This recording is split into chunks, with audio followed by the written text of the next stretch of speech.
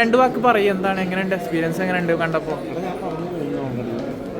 ഈ ക്ലാസ് എന്താ പറയുക, മലയാളത്തിലെ ക്ലാസ്സുകളിലൊന്നാണ്. പിന്നെ എനിക്ക് അഭിപ്രായം പറയേണ്ട ആവശ്യമില്ല. ബിഗ് സ്ക്രീൻ എക്സ്പീരിയൻസ് എന്ന് പറഞ്ഞു കഴിഞ്ഞാൽ ഡിഫറെൻ്റ് ആയിരുന്നു. ഞാൻ ടി വിയിലാണ് കണ്ടേക്കുന്നത്.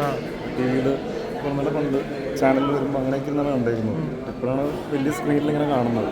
അതിൻ്റെ ഒരു എക്സ്പീരിയൻസ് വേറെയാണ്.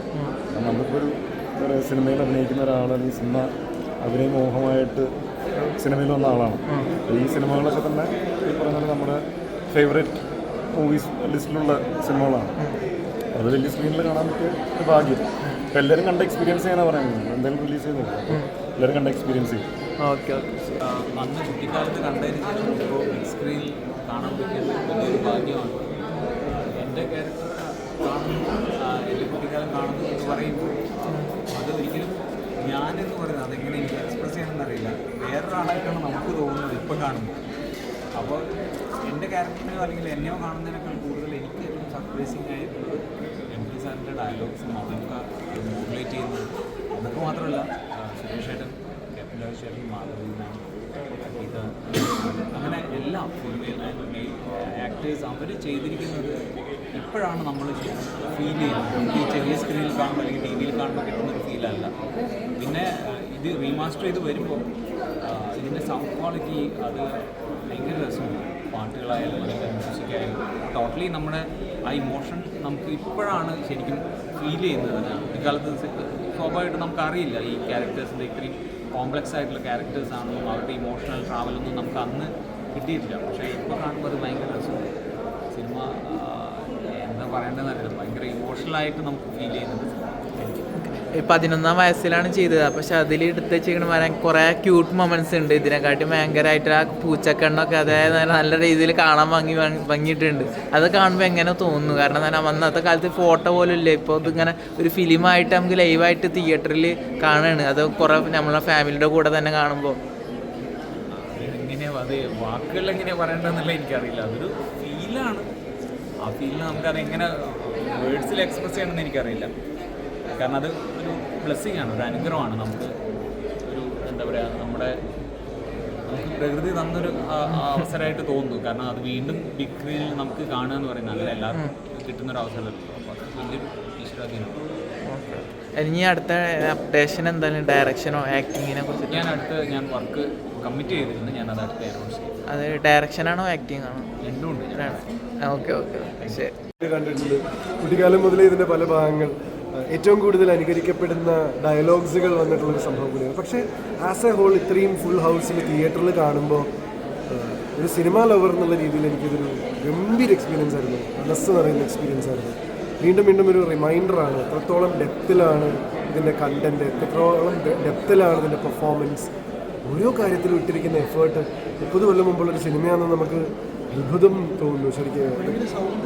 എല്ലാ സാധനം സൗണ്ട് മാത്രമൊന്നുമല്ല, അവർ ഒരു ചെറിയ മൈന്യൂട്ട് ഡീറ്റെയിൽസ് 30 കൊല്ലം മുമ്പ് തന്നെ ചെയ്തു വെച്ചുള്ള സാധനങ്ങൾ നമുക്ക് കൂടുതൽ ഡീറ്റെയിലിൽ കിട്ടുകയാണ് ഇത്രയും വലിയ സ്ക്രീനിൽ കാണുന്നത്. അത് പറയാതിരിക്കാൻ വയ്യ. അത് വെറുതെ അല്ല ഇവരൊക്കെ ലെജൻസ് എന്ന് പറയുന്നത്. അത് ഇതിൻ്റെ മേക്കേഴ്സ് ആണെങ്കിലും ഇതിൻ്റെ ആക്ടേഴ്സ് ആണെങ്കിലും ഇതിൻ്റെ പ്രൊഡക്ഷൻ ഹൗസ് ആണെങ്കിലും അതുകൊണ്ട് തന്നെയാണ് അത് ലെജൻഡറി ആയി മാറുന്നത്. പിന്നെ വീണ്ടും ഒരു റിമൈൻഡറാണ്. മഹാഭാരതമാണെങ്കിലും ഗെയിം ഓഫ് ത്രോൺസ് ആണെങ്കിലും ബാഹുബലി ആണെങ്കിലും വടക്കം വീരഗാഥയാണെങ്കിലും ഹ്യൂമൻ ഇമോഷൻസിൻ്റെ പെർമ്യൂട്ടേഷൻ കോമ്പിനേഷൻ തന്നെയാണ് വീണ്ടും വീണ്ടും പോകുന്നത്. അത് തന്നെയാണ് മനുഷ്യർക്ക് റിലേറ്റ് ചെയ്യാൻ പറ്റുന്നൊരു സാധനം. ഞാൻ ജനിക്കുന്നതിന് മുമ്പുള്ള ഫിലിമായതുകൊണ്ട് എൻ്റെ അഭിപ്രായം പറയേണ്ടിയെന്ന് ഞാൻ എൻ്റെ അഭിപ്രായം പറയാൻ അർഹനല്ല. പക്ഷേ ഈ ഒരു കാലഘട്ടത്തിൽ എനിക്കൊന്ന് one of the oldest movies ആയിരിക്കും ഇപ്പം റീമാസ്റ്റർ ചെയ്ത് വന്നിരിക്കുന്നത്. അപ്പോൾ അൺഇമാജിനബിൾ പരിപാടികളായിരുന്നു അവർ അന്ന് തന്നെ ചെയ്തു വെച്ചിരിക്കുന്നത് എന്നുള്ളത് ഭയങ്കര എന്ന് നമുക്ക് ഇതേപോലെയൊക്കെ ചെയ്യാനായിട്ട് പറ്റുന്നുള്ളൊരു ആകാംക്ഷയായിരുന്നു. എൻ്റെ വേറെ ഇപ്പോഴുള്ള എൻ്റെ സീനിയേഴ്സൊക്കെ ഇവിടെ ഉണ്ട്. പ്രൊഡ്യൂസേഴ്സ്, ഡയറക്ടേഴ്സ്, ആക്ടേഴ്സ്, എൻ്റെ സീനിയേഴ്സ് എല്ലാവരും ഉണ്ട്. അപ്പം എന്നെക്കാളും കൂടുതൽ അർഹർ അവരാണ് ഇതിനെക്കുറിച്ച് മറുപടി പറയാൻ. അടിപൊളി, ഒന്നും പറയാനായിട്ടില്ല.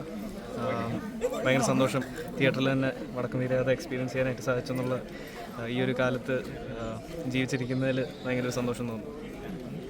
ഇപ്പോൾ ഈ അച്ഛനാണെങ്കിലും ഇപ്പോൾ മമ്മൂക്കയാണെങ്കിലും അന്ന് കളരിപ്പയറ്റ് ആ സംഭവങ്ങളൊക്കെ ഉണ്ടല്ലോ, അതൊന്നും ഇപ്പോഴത്തെ നിലവിലുള്ള സിനിമയിലൊന്നും വരുന്നില്ലേ പടങ്ങൾ, അങ്ങനത്തെ പടങ്ങളൊന്നും?